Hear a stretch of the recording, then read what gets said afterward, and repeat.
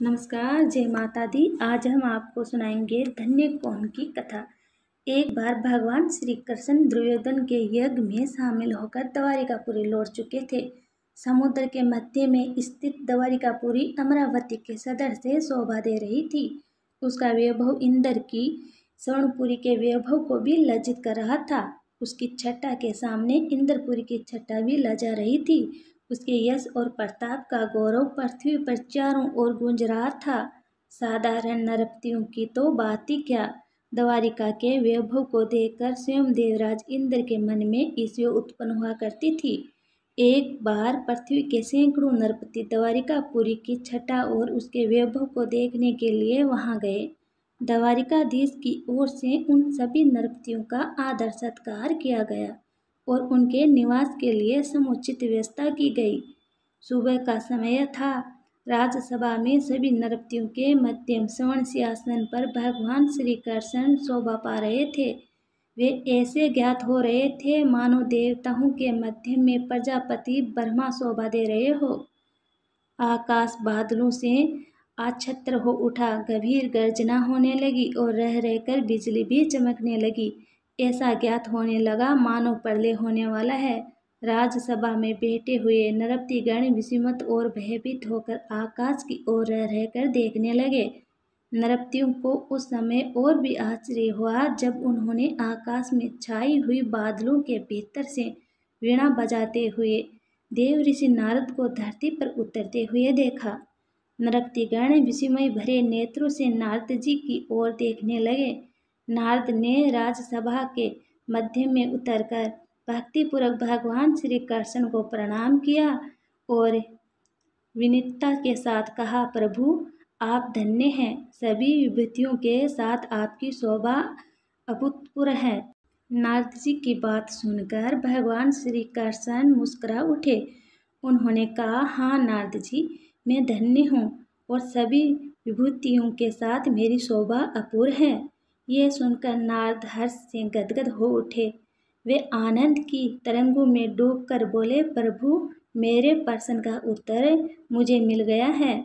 मैं आपको पहचान गया, आपके दर्शन से करते करते हो गया। अब मैं जा रहा हूँ। राजसभा में बैठे हुए नरपतिगण आश्चर्यचकित हो गए। उन्हें नारद और श्री कृष्ण की ओर देखते हुए बोले, द्वारिकाधीश, नारद ने क्या कहा और आपने क्या उत्तर दिया? हमारी समझ में कुछ भी नहीं आया।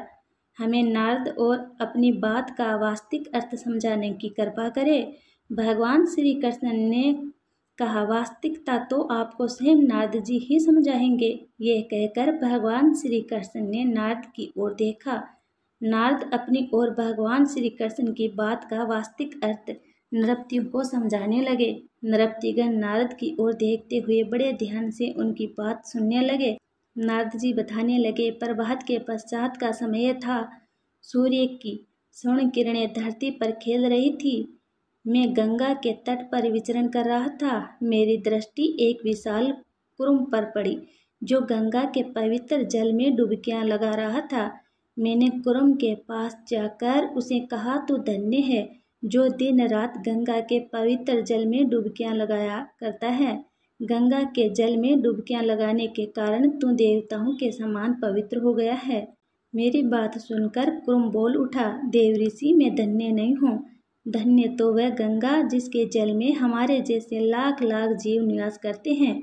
कुरुम की बात सुनकर मैं गंगा के समक्ष उपस्थित हुआ। मैंने गंगा से कहा, देवशरंगे गंगे, तू धन्य है। तू लाख लाख जीवों को अपने जल में स्थान देकर उन्हें सजीवनी प्रदान करती है। मेरी कथन को सुनकर गंगा बोली, देव ऋषि, मैं धन्य नहीं हूँ। धन्य तो वह समुद्र है जो मेरी जैसी सैकड़ों सरिताओं का धारण करता है। मैं समुद्र के समक्ष उपस्थित हुआ। मैंने समुद्र से कहा, सरिताओं के स्वामी आप धन्य हैं।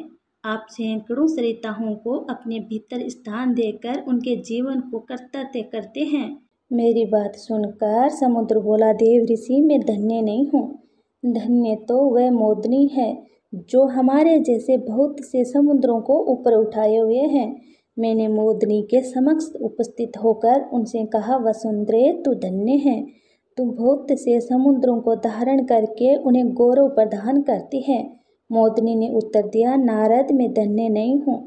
धन्य तो वे पर्वत हैं जो मुझे भी धारण करने के कारण उभुर कहलाते हैं। मैंने पर्वतों के समक्ष उपस्थित होकर उनसे कहा, पर्वतों आप धन्य हैं, आप मोदिनी को धारण करके उसके मनोरथ को सफल बनाते हैं। पर्वतों ने कहा, देव ऋषि हम धन्य नहीं हैं, धन्य तो प्रजापति ब्रह्मा हैं जिन्होंने सृष्टि की रचना की है। मैंने ब्रह्मा की सेवा में उपस्थित होकर उनसे कहा, प्रजापति आप धन्य हैं, आपने सृष्टि की रचना करके अपनी समक्षता का परिचय दिया है। प्रजापति ने उत्तर दिया, देव ऋषि मैं धन्य नहीं हूँ। धन्य तो वे भगवान श्री कृष्ण जो श्री विष्णु के अवतार हैं और जो इस समय द्वारिका के राज सिंहासन पर विराजमान है। ये वास्तविकता बताकर नारद जी ने नृपतियों से कहा, मैं इसी सत्य के अनुसंधान के लिए यहाँ आया था। भगवान श्री कृष्ण ने स्वयं उस सत्य का उद्घाटन किया। मैं धन्य हूँ। नृपतियों श्री कृष्ण को छोड़कर और कोई धन्य नहीं है। नारद अपने कथन को समाप्त कर नारायण नारायण कहते और वीणा बजाते हुए आकाश लोक की ओर चले गए और नृत्यगण श्री कृष्ण को सर्वपूजित जानकर उनकी वंदना करने लगे, उनके चरणों में नतमस्तक होने लगे।